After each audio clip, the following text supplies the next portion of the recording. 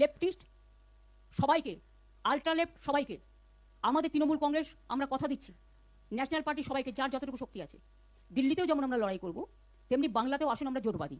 যে মমতা ব্যানার্জি বিভিন্ন সংস্থার থেকে বেনামে টাকা নিচ্ছে, চিটফান্ড টান, এই অভিযোগগুলো কিন্তু গৌতম দেব করেছিলেন 11 সালে পালাবদলের আগে। তৃণমূল অতিবামীয়দের নিয়ে ক্ষমতায় এসেছিল, অতিবামীদের নিয়ে জলটা চালিয়েছিল। এবার ক্ষমতার থেকে চলে যাওয়ার পরেই অতিবামীয়দের হাতিয়ার করে ফিরতে চাইছেন। 80 জনের মধ্যে 69 জন গেছে, 11 জন যায়নি, এবং শোনা কথা এই সপ্তাহের মধ্যে হয়তো অর্ধেকের বেশি লোক বেরিয়ে যাবে। ইন্ডিয়া জোটের এই মুহূর্তে যা সংকট, ওই একটা রাজ্য দুটো রাজ্য বাদ দিলে আর কোথাও তাদেরকে কিন্তু তাদের অস্তিত্ব আমরা দেখতে পাচ্ছি না। একাধিকবার বিভিন্ন জনসমাবেশে গিয়ে অভিষেককে বলতে হয়েছে বিরোধী শূন্য পঞ্চায়েত চাই, 1 কোটি টাকা, এত ভোটের লিড দিলে 1 কোটি টাকা দেবো। এরা বলেছে অগণতান্ত্রিকভাবে 1,75,00,000 লোককে 18 সালে ভোট দিতে দেয়নি। আজ বিকাশে ধারাবাহিকভাবে লিখছেন কিষাণজি যে তোমার মমতা ব্যানার্জিকে মুখ্যমন্ত্রী দেখতে চাই। যে মুখ্যমন্ত্রী ক্ষমতায় আসীন হওয়ার 1 বছর পরেই কিষাণজিকে টাটা বাই বাই করে দিলেন, এবং সেটা পরবর্তীকালে একদম হুবহু মিলে যায় মমতা ব্যানার্জি সেই একাধিক চিটফান্ড কোম্পানির সাথে নেক্সাসের। স্যার, নতুন করে আবারও গৌতম দেবের কথা লোকের মনে পড়ছে। তিনি বলেছিলেন মমতাকে আবারও বামেদের কাছে ফিরতে হবে। মমতা বন্দ্যোপাধ্যায় রবীন্দ্র জয়ন্তীর দিন যে বক্তব্য তিনি রাখলেন, বাম, অতি বাম এবং অন্যান্য রাজনৈতিক শক্তিদেরও তিনি পাশে চান, এই যে একটা মাহল তৈরি হয়েছে, আপনি এই পুরো বিষয়টা কীভাবে দেখছেন? না দেখুন, আমি গৌতম দেবের কথাটাকে একটু সরিয়ে রাখছি। গৌতম দেব কী আঙ্গিকে বলেছিল জানি না, কিন্তু সিপিএম নামক তথাকথিত বামপন্থী দলটার সাথে কিন্তু মমতা ব্যানার্জির পলিটিক্যাল লড়াইটা ছিল, এবং সেই পলিটিক্যাল লড়াইতে সিপিএম কথিত অতি বাম, মাও, এদের একটা নেক্সাস বা মৌতাত তৈরি করেই কিন্তু 11 সালের মূল পালাবদলটা মমতা ব্যানার্জি করেছিলেন। আমার কথা নয়, এই গৌতম বাবুরাই বারবার বলেছে মাওবাদীদের নিয়েছিল। এবং আমরা জানি 2011 সালে শুধু কংগ্রেসের সাথে নির্বাচনী জোটটা হয়নি, পালাবদলের সময় জোটটা হয়েছিল এসইউসিআইয়ের সাথে, যাদের সিপিএম অন্তত বলেন, সিপিএম নামক তথাকথিত বামপন্থীরা এসইউসিআইকে বলেন অতি বাম। অর্থাৎ অতি বামীয়দের, যদি সিপিএমের কথাই বলি, যেহেতু সিপিএমের কথা দিয়ে শুরু করেছ, সিপিএমের কথা ধরলেই যে সেই নেক্সট নির্বাচনী জোটটা কিন্তু ছিল, সেটা ভূমি প্রতিরোধ কমিটির আড়ালে মাওবাদীদের লালগড়ে বিভিন্ন ধরনের কীর্তিকলাপ, যেটা পরবর্তীকালে সরকার পাল্টানোর পরে এই সরকার বের করবে কি না কবর থেকে খুঁড়ে আমরা জানি না। কিষাণজির কথা মনে পড়ে, কিষাণজি প্রকাশ্যে শুধু বলেননি, আজ বিকাশ নামক একটা পত্রিকা বেরোতো, এটা অনেকেই জানে না এই প্ল্যাটফর্মে, আজ বিকাশ 2010-10 দিকে বিকালবেলা 1 টাকা দাম, সেখানে ধারাবাহিকভাবে কিষাণজি লিখছেন। আমার তার কিছু লেখা এখনও আছে ঘরে পড়ে। আজ বিকাশে ধারাবাহিকভাবে লিখছেন কিষাণজি যে তোমার মমতা ব্যানার্জিকে মুখ্যমন্ত্রী দেখতে চাই। যে মুখ্যমন্ত্রী ক্ষমতায় আসীন হওয়ার 1 বছর পরেই কিষাণজিকে টাটা বাই বাই করে দিলেন। একটা প্রবাদই প্রচলিত হয়ে গেল যে কাজের বেলায় কাজই, কাজ ফুরলে কিষাণজি, তাই তো? ফলে নির্বাচনী জোট বা নির্বাচনে আসার প্ল্যাটফর্মে অতিবামীয়দের সাহায্য নেওয়া মমতা ব্যানার্জির ক্ষেত্রে নতুন নয়। এখানে কোথাও একটা ভুল হচ্ছে। এমনকি ক্ষমতায় আসীন হওয়ার পরেও যদি দেখো মমতা ব্যানার্জির পলিটিক্যাল স্ট্রাকচারটায়, মুখে উনি বলছেন ডানপন্থী, কিন্তু একটা 11 সালের পর থেকে একটা প্রচলিত কথাই ছিল সিপিএমের চাইতেও বেশি বামপন্থী মমতা ব্যানার্জি। কারা এটাকে বাজারে খাইয়েছিল মূলত নকশালপন্থী সিপিআইএমএলের লোকজন, যারা তৃণমূলের দলের অলমোস্ট কন্ট্রোলিংয়ে চলে গেছিলো। আমি নাম ধরে ধরে বলতে পারি কাদেরকে তারা, তিনি মুখপাত্র, আচ্ছা দোলা সেন, পূর্ণেন্দ্র রায়, তারপরে হাল ফিকরের যে এই যে দীপক ব্যাপারী, তারপরে ওই আরও বিভিন্ন সময়ের বিভিন্ন নো ভোট টু বিজেপির এই যে দাবিগুলো 2021 নো ভোট টু বিজেপি দেওয়ালে লেখা হচ্ছে, কারা? এই অতিবামীয়রা দলে ঢুকে দিয়ে পুরোপুরি স্ট্রাকচারালি তৃণমূল দলটাকে কন্ট্রোল করেছিল। এবং মমতা ব্যানার্জি এটা দেখে কিন্তু এটাকে প্রশ্রয় দিয়েছিলেন। যদি উদাহরণ বলি, অনির্বাণ ব্যানার্জি তৃণমূলের মুখপাত্র, কী করতেন? নকশালিস্ট ছিলেন। নকশালের চোখ দিয়ে তৃণমূল নেত্রী দলটাকে চালাতে গিয়েই তো বিপদটা করলেন, যে তিনি একটা স্ট্রাকচারে বিলংস করেন, তার দল একটা স্ট্রাকচার লিডার বেস পার্টি, সেখানে হঠাৎ করে ক্যাডার বেস পার্টির অতি বামীয় কিছু চরিত্রকে আপনি ঢুকিয়ে দিলেন। দলটাকে তো খাপ খাওয়াতে হবে নাকি? আপনি একটা ক্রিকেট দল করলেন, পৃথিবীর সমস্ত বড় বড় মাপের ইয়েকে আনলেন, দেখবেন দলটা চলবে না, তালমিলের অভাব হবে। তৃণমূলে নকশাল পুরো কন্ট্রোল করেছে, সিপিএমের সবচেয়ে পচা রটন পোড়াকগুলোকে নিয়েছে সিপিএম, ঋতব্রত, আমি উদাহরণ বলছি, রেজ্জাক মোল্লা, একাধিক এই নাম শেষ হবে না। এরা তো চালিকা শক্তি ছিল দলটার নাকি রে বাবা। ফলে গৌতমবাবু কি বলেছেন কি না, আমি আমি অনুষঙ্গেই যাচ্ছি না। গৌতমবাবুর মাঝখানে আমি ওনার সুস্থতা কামনা করি, ভালো আছেন আশা করছি। ওনার মাথায় চিপস কিছু একটা বসানো হয়েছিল, খুব মেন্টাল একটা ইয়ে ছিল, কিন্তু উনি যেটা ক্ষমতায় আসার আগে বলেছিলেন কতগুলো পোড়া ওই রিসিট দেখিয়ে, যে মমতা ব্যানার্জি বিভিন্ন সংস্থার থেকে বেনামে টাকা নিচ্ছে, চিটফান্ড টান, এই অভিযোগগুলো কিন্তু গৌতম দেব করেছিলেন 11 সালে পালাবদলের আগে, এবং সেটা পরবর্তীকালে একদম হুবহু মিলে যায়। মমতা ব্যানার্জি সেই একাধিক চিটফান্ড কোম্পানির সাথে নেক্সাসের সেই তখনকার দিনের কথাগুলো, গৌতম দেবের যে দাবিগুলো মিলে গেছে। কিন্তু এই দাবিটা কি করে মেলাতে পারি? কারণ সিপিএম তো নিজে বলেছে, শালকু সোরেন থেকে শুরু করে জঙ্গলমহলের একাধিক তৎকালীন আদিবাসী বাম নেতা, ঠিক আছে, তাদেরকে প্রতিদিন গড়ে 3-4 করে আদিবাসী নেতা খুন হচ্ছে মাওবাদীদের হাতে। জঙ্গলমহলে তখন মাওবাদীদের অন্যতম মানে পোশাক পাল্টে গণতান্ত্রিক মুখোশ নিয়ে দলে আসলো মাহাতো, আমাদের কি নাম, ছত্রধর মাহাতো দলের রাজ্য স্তরের ছিলেন, বিশাল পদে ছিলেন। তার মিসেসকে ওখানকার পঞ্চায়েত সমিতি বা জেলা পরিষদের জাতীয় কিছু জিতিয়েছিলেন, এখন জেলে। ছত্রধরের হাত যশ আছে বলেই তো ওখানে ওই ট্রেনটা অ্যাক্সিডেন্ট হলো,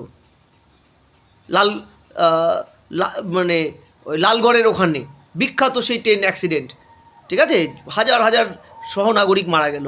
ফলে এই যে মাওবাদীদের এবং বুদ্ধবাবুর কনভয়ের উপরে হামলা, বোম ব্লাস্ট, আমরা জানি তাই না, জ্ঞানেশ্বরী দুর্ঘটনাটা সেই সময় তো হয়েছিল, এবং পরে প্রমাণিত হয়েছিল যে মাওবাদীরা করেছে, ছত্রধর মাহাতো যুক্ত ছিল।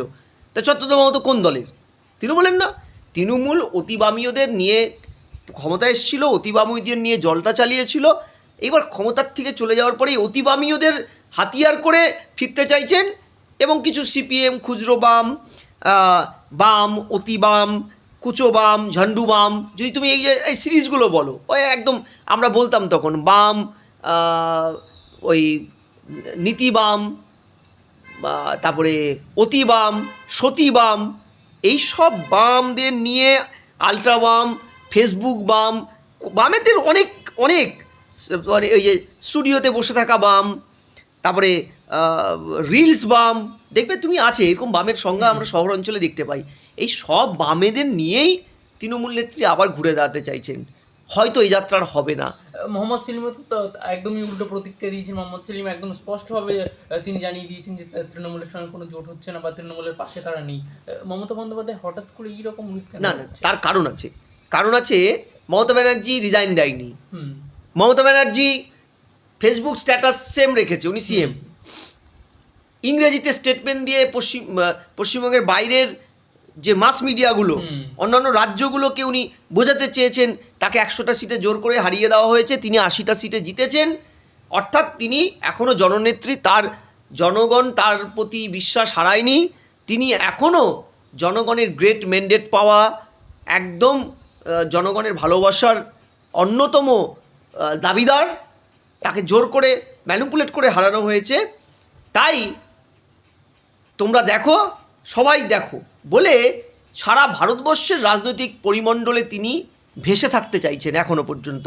এবং সেখানে এই ভেসে থাকার প্রথম শিখণ্ডীটা করেছেন রাহুল গান্ধীকে। রাহুল গান্ধী রাজনীতি যথারীতি সেই অর্থে বোঝেন না, তার দলের ভিতর থেকেই বিভিন্ন প্রশ্ন আছে তার নেতৃত্ব নিয়ে। তিনি চট করে ওই ফাঁদে পা দিলেন, তিনিও স্টেটমেন্ট দিলেন, হ্যাঁ ভোট লুট করে বিজেপি ক্ষমতা এসছে। আচ্ছা তাই যদি হয়ে থাকে তাহলে কংগ্রেস যে সিটগুলো পেয়েছে সেগুলো নিশ্চয়ই ভোট লুট করেই হয়েছে, স্বীকার করবেন তো?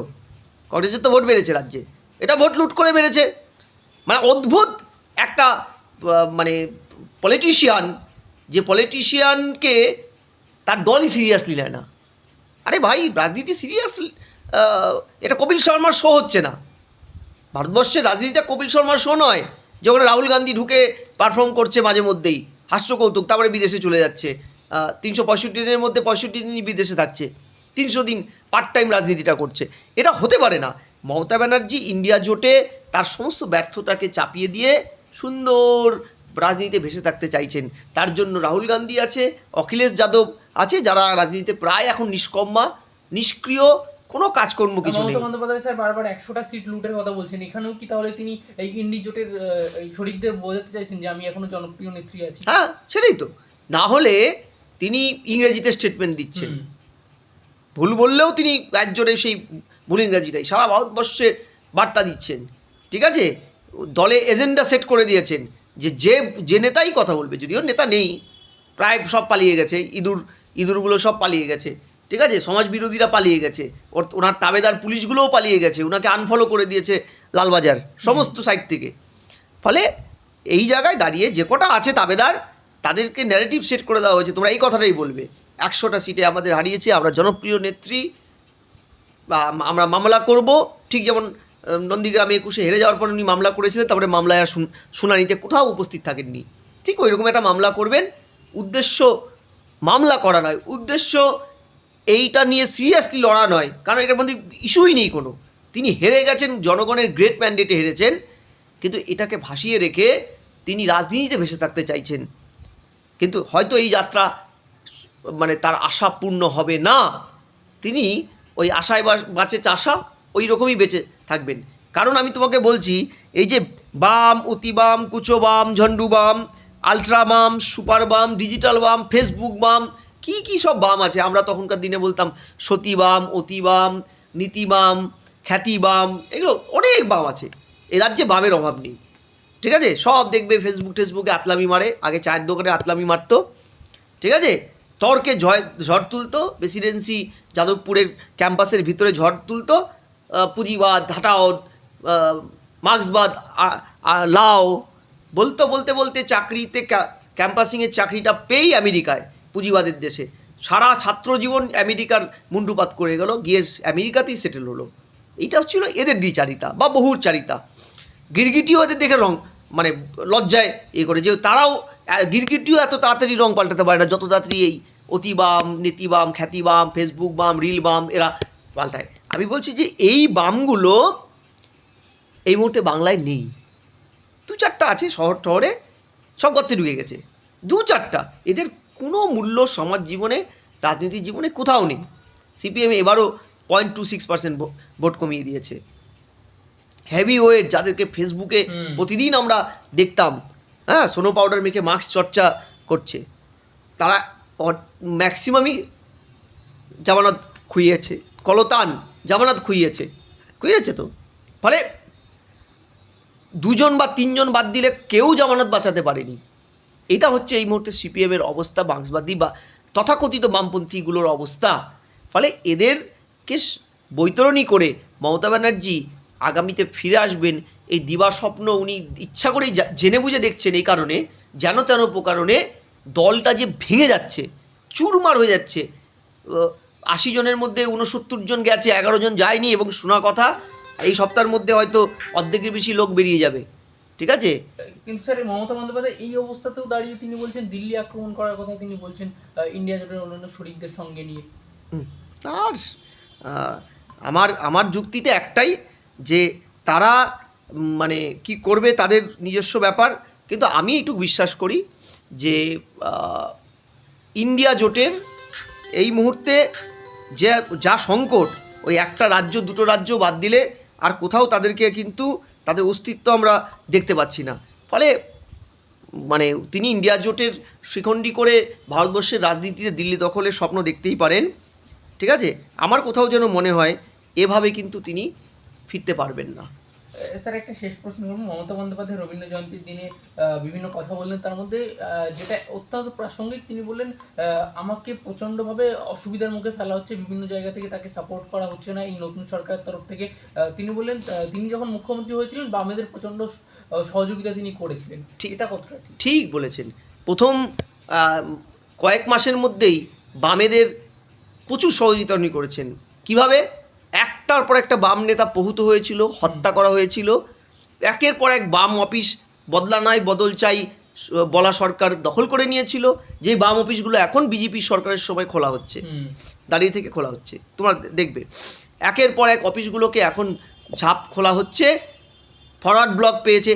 বাম এতটাই মানে বামের পরবর্তী তৃণমূল এতটাই সন্ত্রাসমুক্ত সরকার চালিয়েছে 15 বছরে, যে অফিসগুলো পর্যন্ত এখন বিজেপি সরকার শুরু হওয়ার আগেই খুলতে হচ্ছে। উদয়নের এলাকায় উদয়ন বাপ বেটা মিলে ফরওয়ার্ড ব্লকের অফিস দখল করে রেখেছিল, তোমরা চ্যানেলে দেখিয়েছো। একের পর এক কোচবিহার থেকে কাকদ্বীপ, একের পর এক অফিস দখল করে বসেছিল এই তৃণমূলপন্থীরা, ঠিক আছে। তারপরে মমতা ব্যানার্জি 1900-র উপরে বামপন্থীদের অফিস ভেঙেছিল, ঠিক আছে। এগুলোর উদাহরণ আছে। শুধু তাই নয়, শুধু বাম, আজকে উনি এই মিথ্যাচার করছেন, মানে কি বলবো, ওনার মিথ্যাচার দেখলে পরে এই মিথ্যাবাদীর যে মানে লজ্জায় নিজেদের গা ঘিনঘিন করে। চোখের সামনে দেখলাম পালা বদলের পরে কিভাবে বদলা নাই বদল চায়ের স্লোগান দিয়ে একের পর এক বামপন্থী বাড়িগুলোর ভাঙচুর হলো। তারা বিজেপি করার পরে বিজেপির বাড়িঘর ভাঙচুর হলো, 57 জনকে নির্বাচনে হত্যা করা হলো। আজকে বিভিন্ন পার্টির অফিস তৃণমূলের মানুষ যখন হামলা চালাচ্ছে, গিয়ে দেখছে ওরা থান পাঠানোর সিদ্ধান্ত নিয়েছিল, খুন করতো থান পাঠাতো। তৃণমূল জিতলে পরে তোমরা বডি তোলার মতন শ্মশানে নিয়ে যাওয়ার মতন লোক পেতে না লোক। ফলে এই জায়গায় দাঁড়িয়ে তৃণমূল নেত্রী এই মিথ্যাচার করলে সেই মিথ্যাচারের উত্তর সিপিএমকে দেওয়ার দায়টা থাকে, কারণ তখন ওরা ছিল প্রধান বিরোধী দল। দাঁড়িয়ে থেকে সিপিএম কংগ্রেসকে সাইনবোর্ড করবেন মমতা ব্যানার্জি একাধিকবার বলেছেন। একাধিকবার বিভিন্ন জনসমাবেশে গিয়ে অভিষেককে বলতে হয়েছে বিরোধী শূন্য পঞ্চায়েত চাই, 1 কোটি টাকা, এত ভোটের লিড দিলে 1 কোটি টাকা দেবো। এরা বলেছে অগণতান্ত্রিকভাবে 1,75,00,000 লোককে 18 সালে ভোট দিতে দেয়নি, মিথ্যা কথা বলছে। বাইরন বিশ্বাসকে কিভাবে দলে নিয়েছিল? ভয় দেখিয়ে, লোভ দেখিয়ে। বাইরন সেগুলো পরবর্তীকালে বলেনি। মমতা ব্যানার্জি লজ্জায় পড়ে গিয়ে মিথ্যাচার করে বলেছিল বাইরনের দলে ঢোকাটা আমাকে কেউ বলেনি। এটা হতে পারে? দলনেত্রীকে বলেনি। ফলে এই জায়গায় দাঁড়িয়ে সিপিএম ভালো করে জানে যে তাদের কি কল্যাণ তিনি করেছিলেন, কি তাকে সিপিএমকে উনি ভালোবেসেছিলেন। এটা আমাদের বলতে হবে না, আমরা সব জানি, সিপিএম উত্তর দেবে সেটার। কিন্তু প্রশ্নটা একটাই, যে উনি কতটা হিংস্র ছিলেন যে 15 বছরে যে বিরোধীদের পার্টির অফিসগুলো খোলা যায়নি, এখন দাঁড়িয়ে থেকে নতুন সরকার বিজেপির, এখনও সরকারই গঠন হয়নি, তারা খুলে দিচ্ছে অফিসগুলো।